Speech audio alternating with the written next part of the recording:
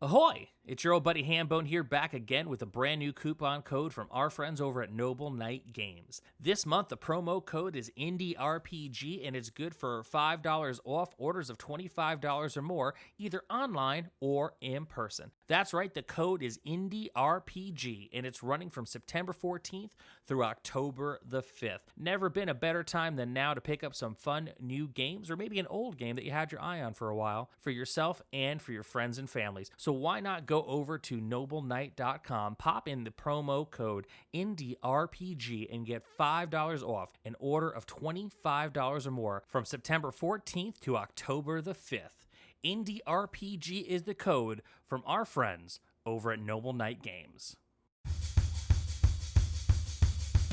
This is the Vintage RPG Podcast, your source for the best in classic and contemporary RPGs.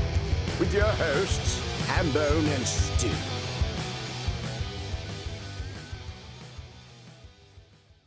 Welcome to the Vintage RPG Podcast, coming at you again from the clubhouse, hidden somewhere in the swamps of New Jersey. I'm John Hambone McGuire, and with me, as always, is the editor-in-chief of Unwinnable.com. He once told me they never named storms anything good like Elric, Stu Horvath. It's true. How come that isn't in the National Weather Service's list of tornado names or whatever? You would think in 2020 they would have run out of normal names for tornadoes, so why aren't we naming them anything good like Dracula or Elric? Oh, man. If we had, like, Tropical Storm Dracula, that would be, like, the most terrifying and awesome thing at the same time. I mean, like, what if there was ever, like, a tropical storm that, like, had a hurricane in it and then, like, things caught on fire? Like, we could call it, like, Tropical Storm Frankenstein. Yeah. Lots of parts. I don't know. I'm just spitballing here. Stu, how are you doing? I'm pretty good, and now I'm actually thinking about, like, Hurricane Floyd hits, and now everybody named Floyd feels kind of bad, right? Yeah. Like, we should embrace the fictional character names. Especially when, you know, you think about, like, the damage that a storm does. Like, you know, Hurricane Steve, like, anyone named Steve is like, man, dude's totally blaming me for that tree that fell down on his car. Let's name it something fun, like Hurricane Booberry. I don't know. Well, that might be a copyright infringement. Yeah, that might be a copyright infringement. Or trademark, whatever. So, Stu, what are we talking about today? Well, hopefully the people at home have already guessed that we're talking about Stormbringer, the Chaosium role-playing game based on the Elric books by Michael Moorcock. Fantastic. I'm constantly amazed that we haven't done this episode already. I love this game so much that I can't believe that we've just overlooked it. How'd that happen, Hambone? You got to be on me. You got to be constantly cracking the whip. In fairness, I haven't been in the clubhouse in a while. You constantly get new books in the mail. True, and I get excited. And even when you don't, man, there's so many things on those shelves, it's easy to lose yourself. It's true. And I feel like you could shout out any given role-playing game, and I'll feel like we already covered it. So I think that also is a factor. Yeah, I mean, going on 2+ years of this show, we have covered a lot of games. I will say this, though, I'm excited to hear about Stormbringer today. One of the first, like, real fantasy books that I've ever read was Michael Moorcock's Elric. I bought a collected edition, I don't know, maybe 15 or so years ago, and I read that thing cover to cover in a day. I was completely enthralled with the Elric stories, and I don't think I was really ready for the way it ended. So I'm still a little salty about that. Still reeling? Still reeling from it, you know? However, I didn't know that they turned it into an RPG because remember, when I got into role-playing games, it was Dungeons & Dragons 3.5 edition. The world was just Dungeons & Dragons 3.5 edition. So, yeah. You know, I'm happy to be experiencing so many other games as I progressed as a fan of RPGs. This was never on the radar, though. So tell us about Stormbringer.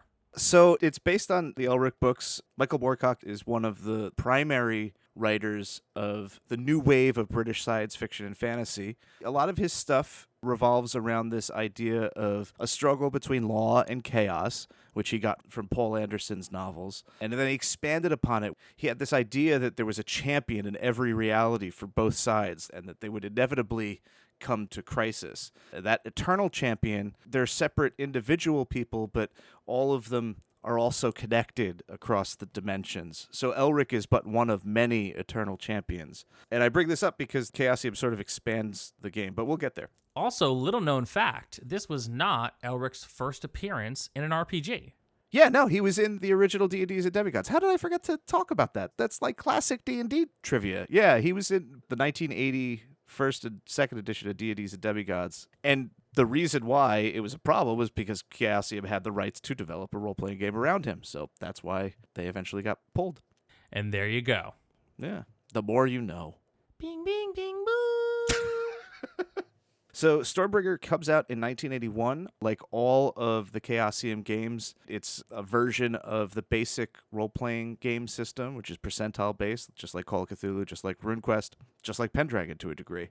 So if you've played any one of those games, you could easily pick up Stormbringer. It's by Ken St. Andre, who did Tunnels and Trolls. So that's a cool little bit of RPG history and DNA weaving its way through the different game systems. And it's modified, so it feels probably most akin to RuneQuest, but very, very simplified. It gets rid of like the hit locations, and it's a much more simpler, easier, less crunchy game to get into. But tonally completely different, because the world of Elric is very dark. The idea of fate as an inescapable power is strong in the stories that follows through in the role-playing game. They did write a couple campaigns, but it feels much more suited for, you know, really interesting one-shots, just because like the chances of death are so high, and like it's just a very fatalistic world, and I feel like it would just be a lot of hard work to keep all those players alive, you know? Well, you're telling me that death comes easily in a Chaosium game?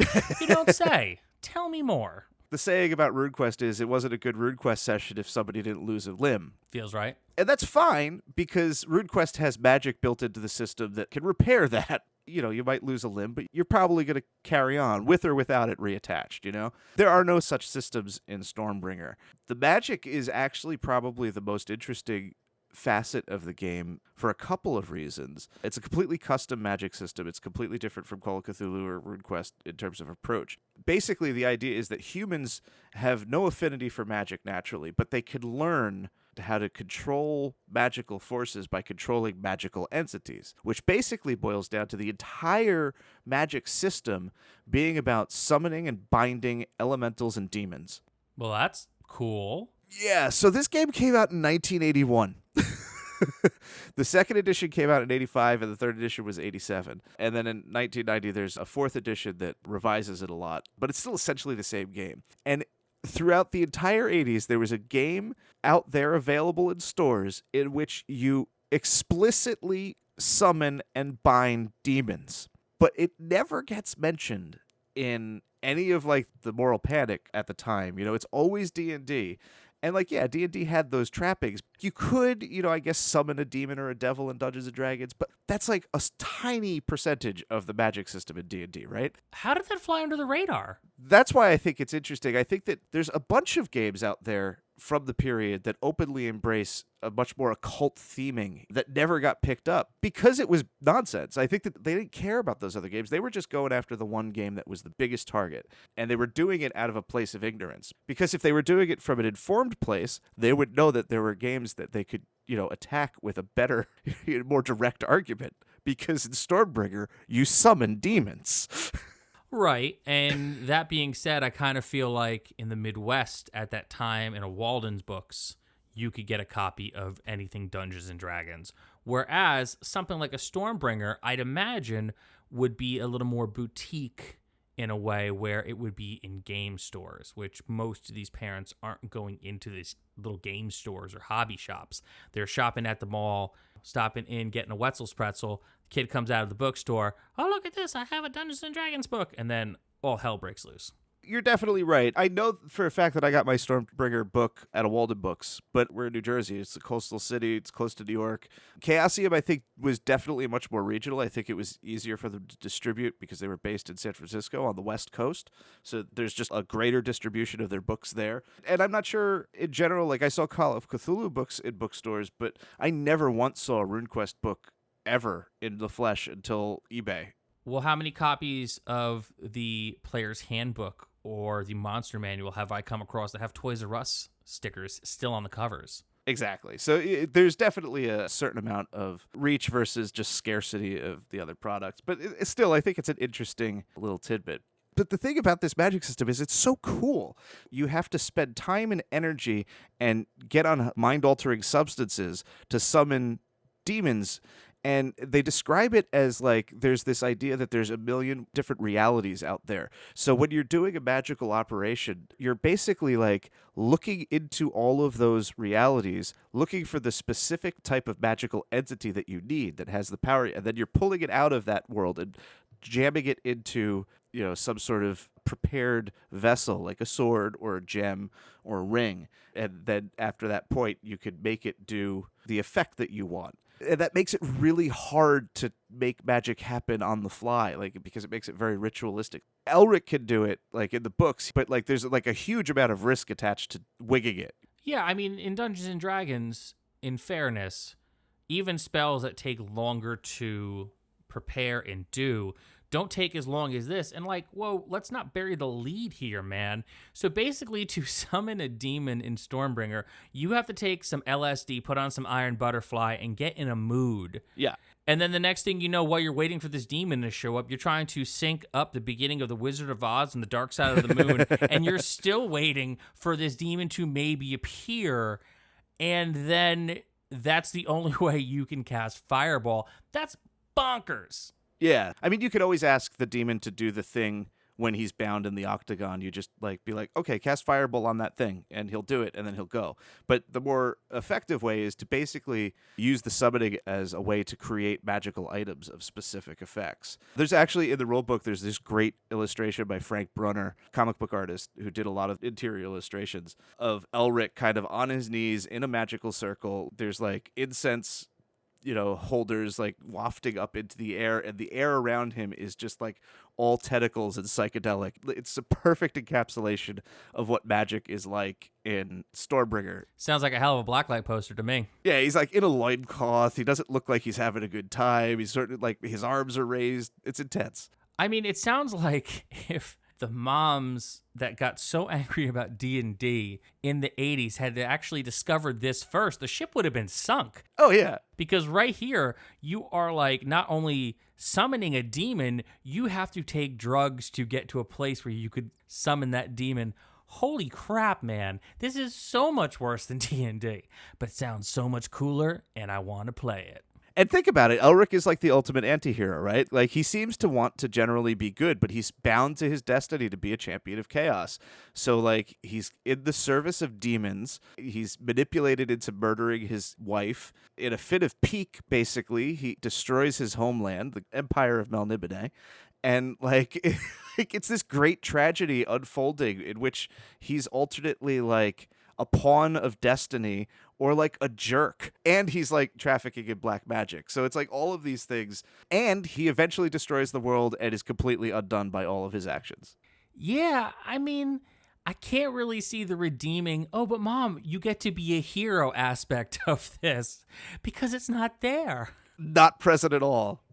Yeah, so my first question here is, do you actually get to play Elric in this game? And is there any point in playing any character other than Elric in Stormbringer?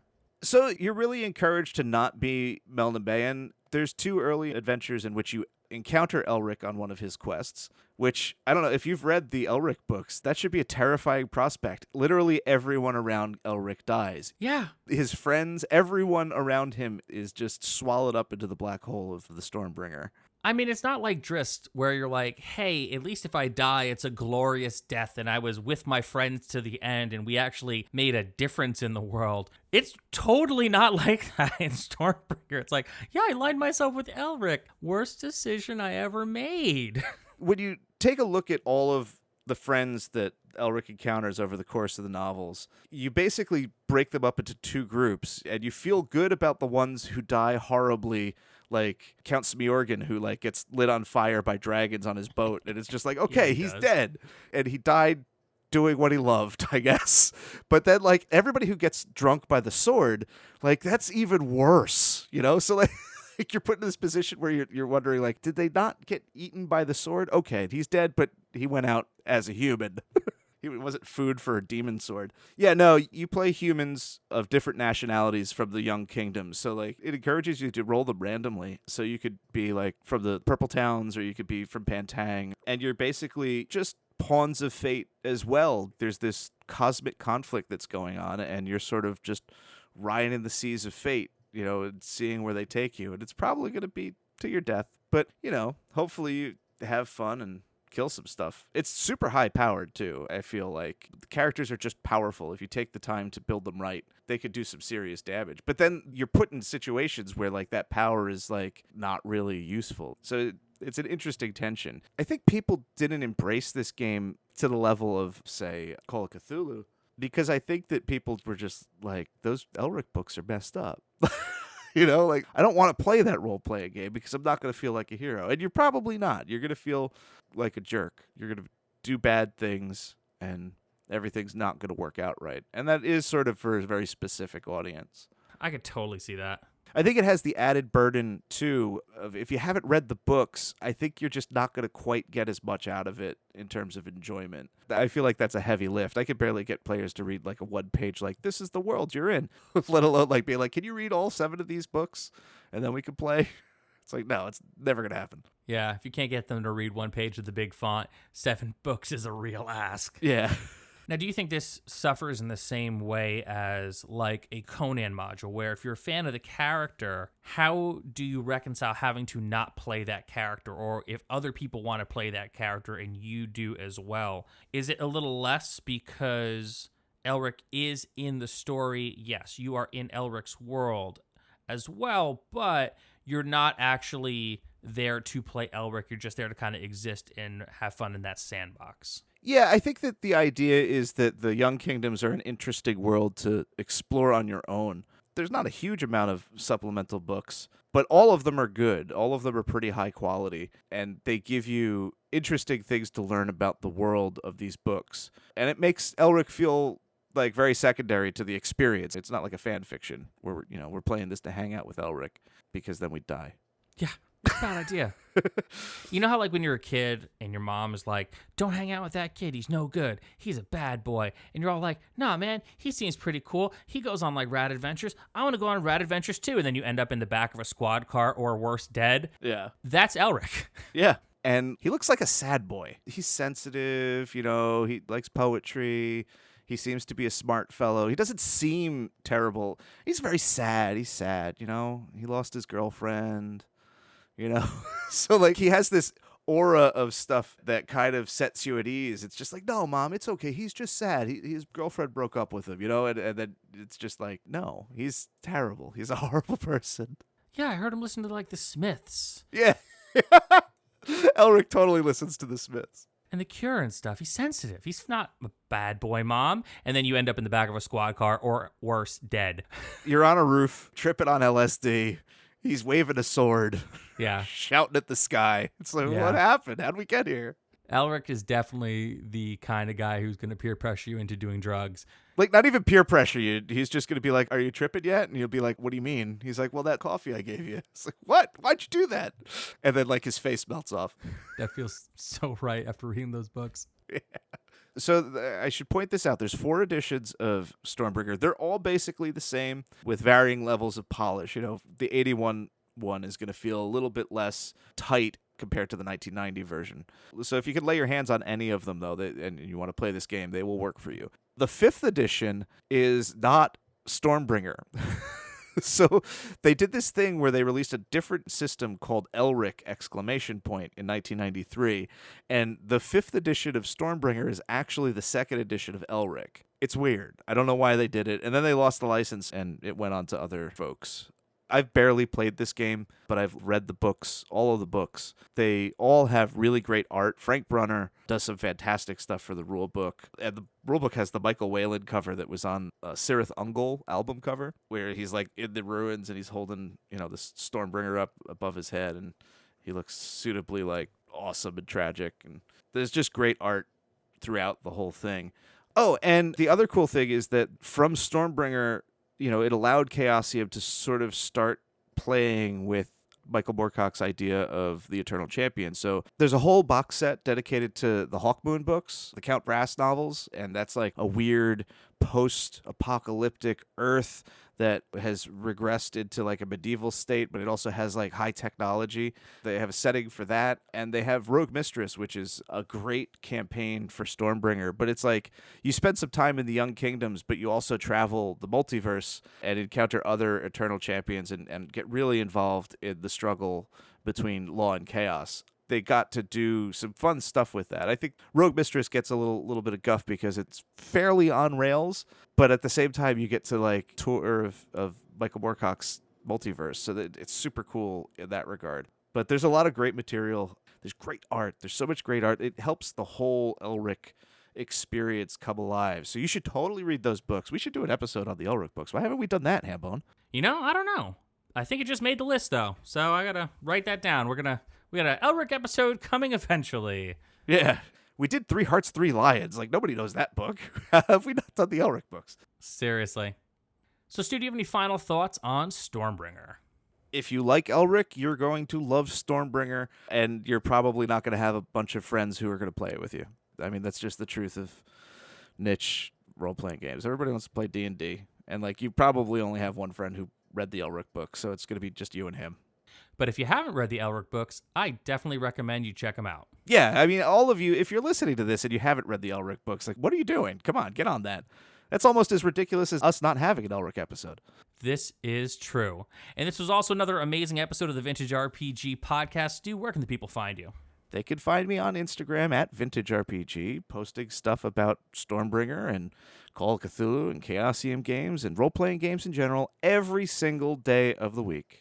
You can find me on the Twitter at Handbreaker. I tweet about board games, I tweet about cute animals, and I tweet about Dungeons and Dragons. You can also find my day-to-day adventures in podcasting and in life over on Instagram at John Hambone McGuire. If you like the show, don't forget to rate, review, and subscribe. Your reviews really do help other listeners to find us. If you like the show, want to take us to the prom with you, we would say yes.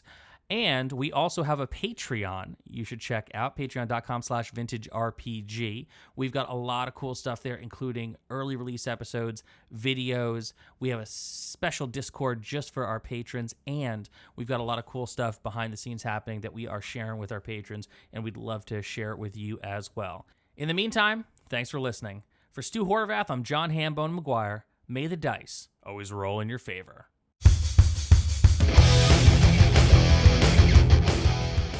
Thanks for listening. Don't forget to like, review, and subscribe to the podcast. Every review helps other listeners to find us. The Vintage RPG Podcast is a ham-fisted production.